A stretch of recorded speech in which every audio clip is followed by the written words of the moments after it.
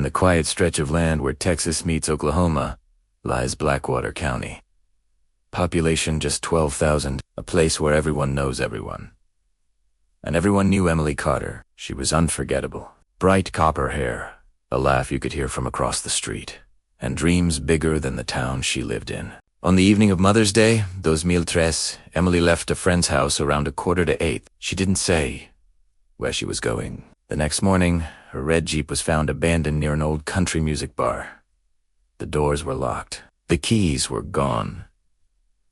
But there was no sign of a struggle. 2 days later, a fisherman made a grim discovery in the Blackwater River. It was Emily. She was only 29 years old.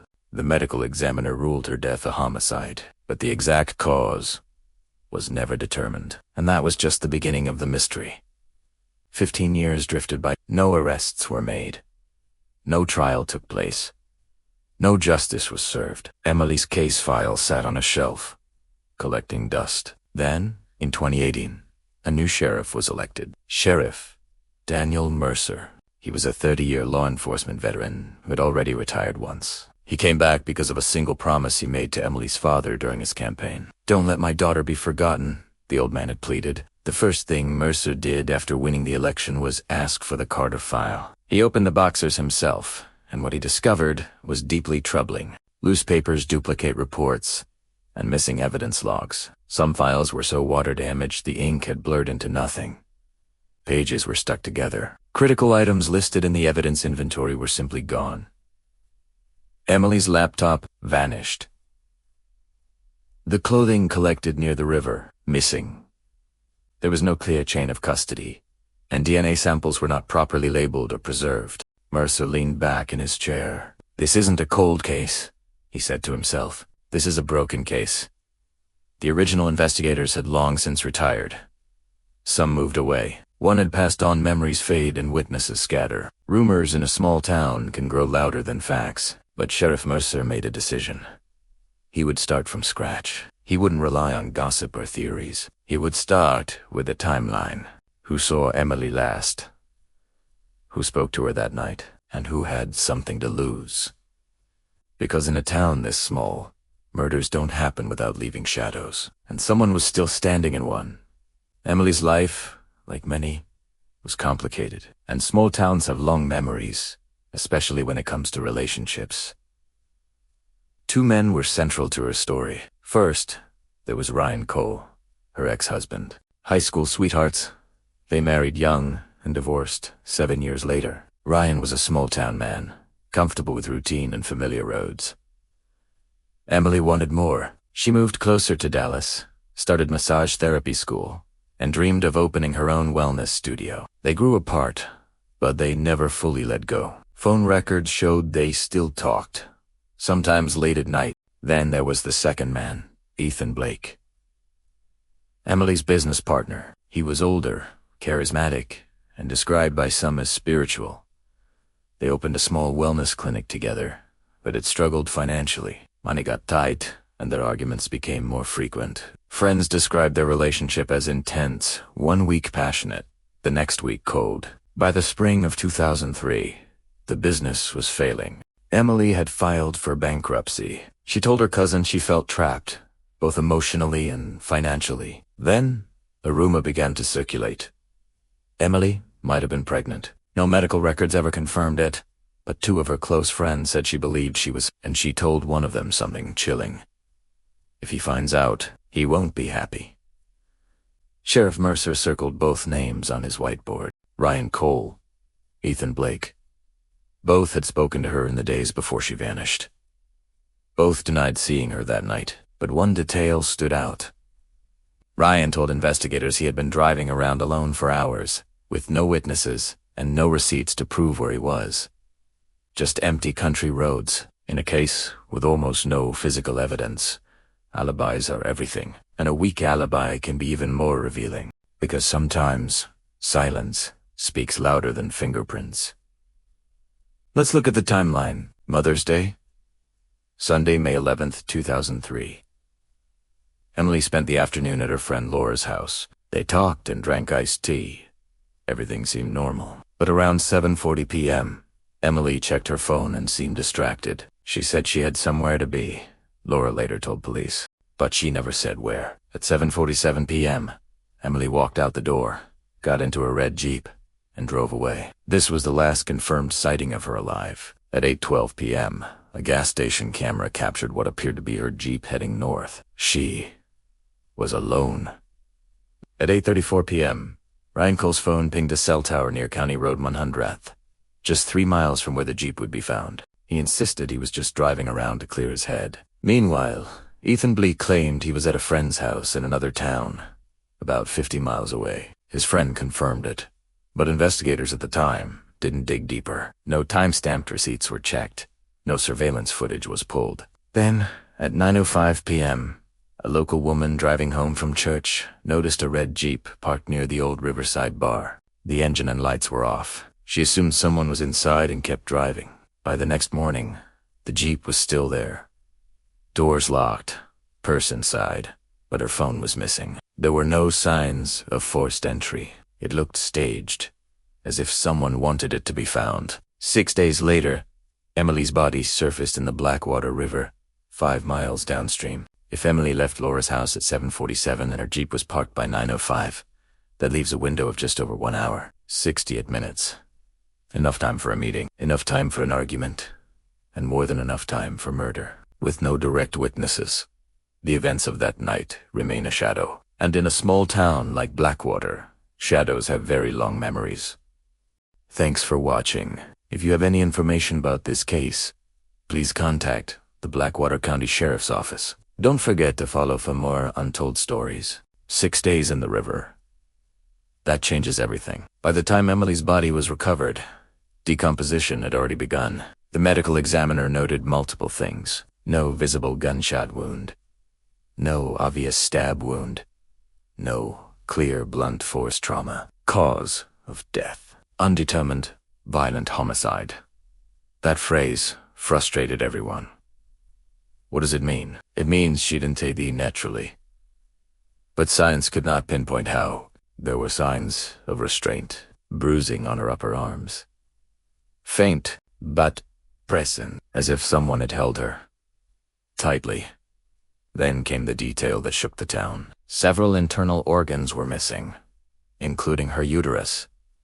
Immediately, rumors exploded. She was pregnant. They removed it on purpose. Someone was hiding evidence. Small-town gossip moved faster than facts. But later, forensic consultation told a different story. River wildlife, turtles, fish, natural post-mortem damage. No surgical cuts, no clean incisions, nothing precise. Still, the pregnancy question refused to die. 2 friends insisted Emily told him she thought she was expecting. One said Emily believed Ryan was the father. Another said she wasn't sure. No medical confirmation was ever found. No OB appointment, no prescription records, no test kit recovered. If she was pregnant, there was no proof left. And without proof, there was no clear motive. The autopsy offered no weapon, no time of death window narrower than 2 days. No DNA recovered that could identify a killer. Sheriff Mercer stared at the report. No cause, no weapon, no forensic link. Just a body in a river, and a town demanding answers. In cases like this, investigators fall back on one thing: behavior. Because when science fails, people reveal themselves, and one man's behavior would soon raise new questions. 3 days after Emily's body was found, Ryan Cole sat in a small interview room. No handcuffs, no arrest, just questions. He agreed to talk. At first, he seemed calm. Soft voice. Slow answers. Saya dia hadn't seen Emily that night. Said she called him earlier in the day, wanted to meet. He refused. I had plans, he said. But detectives pressed. Phone records placed him near County Road 118 around 8:30 p.m. That was close. Too close. Ryan explained. I drive when I think, he said. Just country roads. No destination. For nearly 4 hours. Alone. No gas receipt. No store stop. No witness. Then came the moment that shifted the tone. An investigator asked casually, "Did you see her Jeep that night?" Ryan paused. 5 seconds. 10 seconds. Then he said, "I might have." Might have. He adjusted in his chair. Said he saw a red Jeep at a blinking stoplight. Couldn't be sure it was hers. Earlier, he had said he saw nothing. Now he remembered a Jeep. That mattered because the blinking stoplight he described was 2 miles from where her Jeep was found. When asked why he didn't mention that before, he said he was nervous, afraid he'd look guilty. He was read his rights early in the conversation. That changed the tone. Missing person cases rarely start that way. Once Miranda is read, everyone feels like a suspect. Ryan refused a polygraph at first. Later, he agreed, but it was never administered. Paperwork delays, scheduling conflicts, and then it simply didn't happen. No follow-up, no confrontation, no second interview. He walked out of the station. Free. Sheriff Mercer reviewed that transcript years later. He underlined one sentence. "I don't have anyone who can say where I was." In homicide cases, that's not proof, but it's pressure, and pressure reveals cracks. But Ryan wasn't the only one under pressure, because the second man in Emily's life had something else investigators overlooked. Ethan Blake was different from Ryan. Where Ryan was quiet, Ethan was expressive, confident, talkative, almost theatrical. He met Emily in massage therapy school. They connected fast, opened a wellness studio together near Dallas. It was supposed to be their dream. It failed. Loans stacked up. Clients dropped off. Rent overdue. Emily had signed most of the financial paperwork. Her name was on the debt, not ease. When she filed for bankruptcy, the partnership collapsed. Friends described their final months as volatile. Arguments over money. Arguments over control. Arguments over the future. One coworker remembered shouting. Doors slamming. Ethan denied ever being violent. He told investigators he loved Emily. Said he wanted to marry her. But she refused. And then she left. Moved back closer to Blackwater County.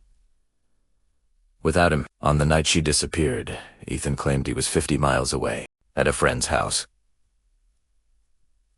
The friend confirmed it. Said they watched television together. No security footage checked. No gas purchase verified. No deep dive into cell tower data. The alibi was accepted quickly. Maybe too quickly. Years later, Sheriff Mercer asked a simple question. Did anyone verify the friend's timeline? Silence. Because confirming someone was present is not the same as confirming someone never left. And here was another detail. 2 months after Emily's death, Ethan reportedly asked her father about a life insurance policy. He claimed it was about closing business matters. But in homicide investigations, money always matters. Insurance, debt, financial pressure, they create motive. Sheriff Mercer wrote both names on a board. Ryan Cole, Ethan Blake. Both had emotional tension. Both had something to lose. Both had imperfect alibis. But imperfect is not criminal, and without physical evidence. The case stood still until a forgotten witness changed everything. 1 year after Emily's murder, a woman came forward. Her name was Linda Carver. She had been watching the news, saw Emily's face again, and something clicked. Mother's Day. That evening, she and her mother were driving across the Blackwater Bridge. Around sunset, she remembered slowing down, because something didn't look right. On the side of the bridge, she saw 3 men and a woman with reddish hair. 2 men were holding her by the arms, not gently, firmly. Like she was resisting, Linda said the woman looked terrified. Their eyes met for a second. She never forgot that look. Fear. Pure fear. She told her mother that girl's in trouble. But they kept driving. Small towns can be dangerous when you interfere. She didn't call police that night. She said she was scared. It wasn't until she saw Emily's face on television months later that she believed it might have been her. Investigators interviewed Linda. She described the men. One wore a ball cap. Another had broad shoulders. The third stood slightly apart. She estimated the time as 6 p.m. But detectives believed Emily didn't leave her friend's house until almost las 8 p.m. Timeline mismatch. Her account was filed, then largely ignored. But here's the detail that reignited everything. During a later re-interview by state investigators, Linda was shown a photo lineup. She identified one man, Ryan Cole, Emily's ex-husband. She said she was certain, but no documentation described how the lineup was conducted, how many photos, how similar they looked, whether she was coached unintentionally. Years passed. Linda died before the case was reopened. Her mother passed away, too. No cross-examination possible. No follow-up, clarification. Just a recorded statement. Sheriff Mercer reviewed it again and again. 3 men, not one. If true, that changes the theory entirely. Because until then, investigators had focused on single suspects. Now the possibility of multiple people entered the case. And that meant silence might be protecting more than one person. 17 months after Emily's murder, state investigators stepped in. They reviewed the file, interviewed witnesses again, revisited the bridge. They even attempted to re-examine the riverbank. Seasons had changed the landscape. They interviewed Ryan Cole again. He held to his story. They reached out to Ethan Blake, repeated his alibi, watched television with a friend, did not leave. No new forensic testing produced results. After nearly a year of review, the state report concluded. No physical evidence links any specific person. No confirmed cause of death. No prosecutable case. There's a difference. Closed means finished. Suspended means waiting. A witness. A confession. A mistake. Sheriff Mercer read that report carefully. It was a case of evidence missing. Meanwhile, the town kept whispering. Some blamed Ryan. Some blamed Ethan. Others thought it was a stranger passing through. Which brings investigators back to one uncomfortable idea. 18 years later, an independent investigator reviewed the case. Not from Texas. Not from Blackwater County. No local friendships. His name was Marcus Halle. Former homicide detective, now private consultant. He opened the file and said one thing. He noticed something unusual. From the very beginning, interviews were confrontational. Miranda warnings read early. Missing person treated like a suspect case. That changes psychology. When someone feels accused, they sit down and they lawyer up. Marcus believed early interviews may have limited cooperation. Did anyone check tower pings, fuel transactions? Surveillance cameras along highways. There was no documentation. Then he reviewed Linda Carver's statement. Marcus didn't dismiss it. He also didn't fully trust it, but he said something critical. If her time estimate was wrong, people misjudge time. They rarely misjudge terror. He studied the burned cottage theory too. Some locals believed Emily was killed at an abandoned river cottage that burned that same night. But Marcus shook his head. If you commit murder, you don't start a fire 200 yards away. You don't create a tension.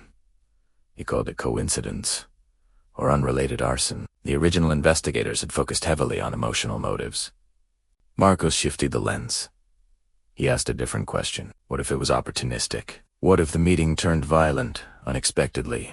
The 3 men sighting refused to disappear. Because if Emily was restrained by multiple people, that suggests control, planning, or escalation. Marcus wrote 3 words on a notepad. 7:47 p.m. Emily leaves Laura's house. Phone and Jeep engine running. She heads north. 7:58 p.m. Her phone connects to a tower near Highway 82. Normal route toward town, 8:12 p.m. Gas station camera captures a red Jeep. Driver appears alone. 8:21 p.m. Emily receives a call. Duration: 43 seconds. Number later traced to a prepaid phone, never registered to a name. That call changed direction, because tower data shows her phone moved west after that, toward County Road 118. A quieter stretch, 8:34 p.m. Ryan Cole's phone pings near the same tower, but two devices. Same rural zone. 8:47 p.m. No further activity. Battery removed. Powered off. Destroyed. Unknown. 9:05 p.m. The woman leaving church notices the red Jeep parked near Riverside Bar. So what happened between 8:21 and 8:47? Enough time to meet someone. Enough time for a confrontation. Enough time for force. Investigators now believe the prepaid call may have lured her, but who owned it? Purchased in cash? No Eidrekuraid. Classic burner phone. Was it Ryan? Marcus Halla pointed at the board. That prepaid call is the pivot point. Without it, she likely drives home. With it, she diverts.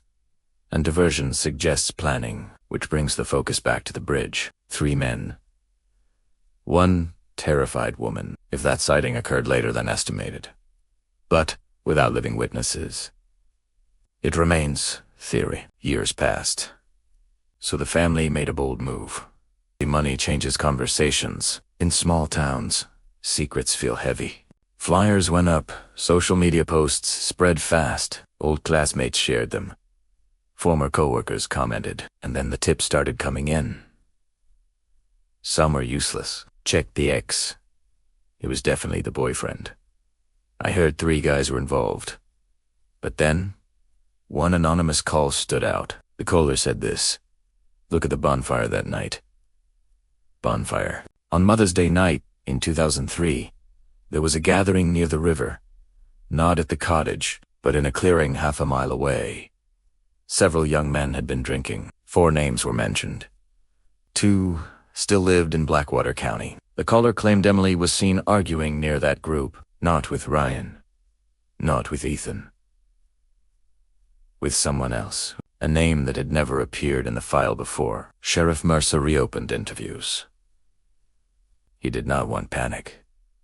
He wanted truth. Because if Emily walked into a gathering that night, the case shifts completely. From planned confrontation to chaotic escalation, and chaos leaves witnesses. The reward remained active, and silence began to feel expensive. The bonfire lead changed everything. For the first time in 18 years, a new name entered the file. Caleb Turner. 32 years old now, 29 at the time of Emily's death. Local mechanic, known for temper issues, known for drinking, but never previously tied to the case. On Mother's Day 2003, Caleb attended a small bonfire gathering near the river. 4 men, total drinking. Beer, playing loud music, lighting scrap wood on fire. When Sheriff Mercer interviewed one of the surviving attendees, the story shifted. He admitted something. Emily had driven down that road that night. He remembered a red Jeep. He remembered shouting. He claimed Caleb walked toward her vehicle. Saite, were they talking?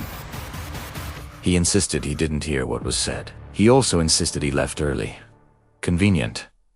Phone records from that era were limited. But one detail stood out. Caleb purchased a prepaid phone 3 weeks before the murder. Cash transaction, no ID.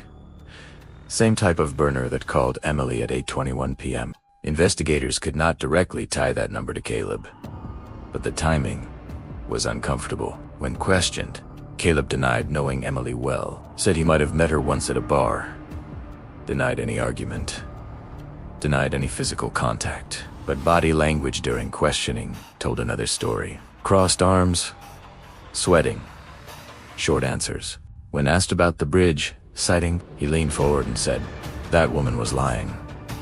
He said it quickly. Too quickly. Sheriff Mercer wrote something in his notebook. Why defensive about a witness who never named you? Because Linda Carver identified Ryan Cole, not Caleb. So why react so strongly? Pressure builds in strange ways. Sometimes the wrong person speaks too fast, and sometimes the truth hides inside fear. Investigators now had 3 paths: Ryan, Ethan, Caleb. But one of them may not have acted alone. 3 men. That detail never disappeared.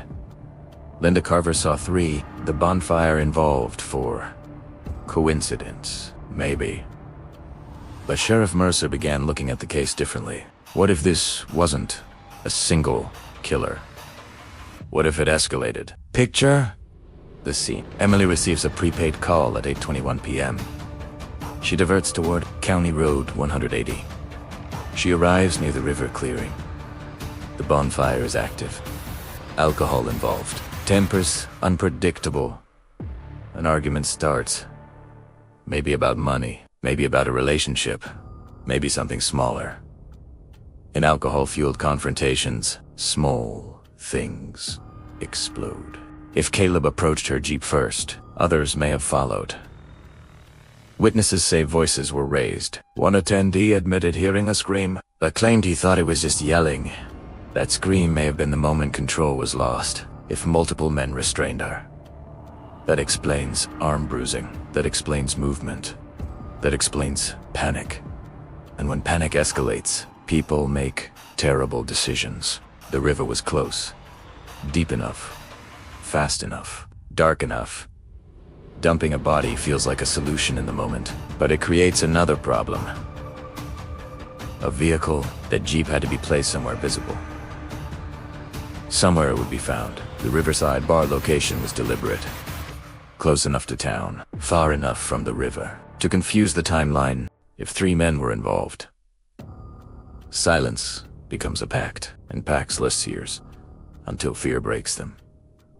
Because as time passes, friendships fade, loyalties weaken, and guilt grows louder. Sheriff Mercer now believes this. If Emily went to that bonfire, more than one person knows exactly what happened, and at least one of them is still carrying it. It has been more than 20 years. Blackwater County still feels quiet. But this case never left. Emily's father grows older. He keeps her photo on the mantle. Red hair. Bright smile. Frozen in time, he says. The hardest part is not knowing how she died. Not knowing if she suffered. Not knowing who stood over her. Sheriff Mercer has not closed the case. He refuses to. The reward still stands. The file is no longer dusty, it is active. Ryan Cole still denies involvement. Ethan Blake maintains his alibi. Caleb Turner insists he barely knew her. No one has been charged. No arrest has been made. But the case is no longer frozen. Because now, investigators believe this was not a mystery of love, not jealousy, not pregnancy rumors, but chaos, a night that spiraled. Alcohol, egos, panic, and a river that carried away evidence. Somewhere in Blackwater County, someone remembers exactly what happened between 8:21 and 8:47 p.m. Someone remembers the scream. Someone remembers the decision, and someone is still afraid to speak. Justice in small towns moves slowly, but it does not disappear. The question is no longer who had motive. The question is, who will break first? Because when silence finally cracks, the river will give up its truth. And Emily Carter's story will no longer be a whisper. It will be a verdict.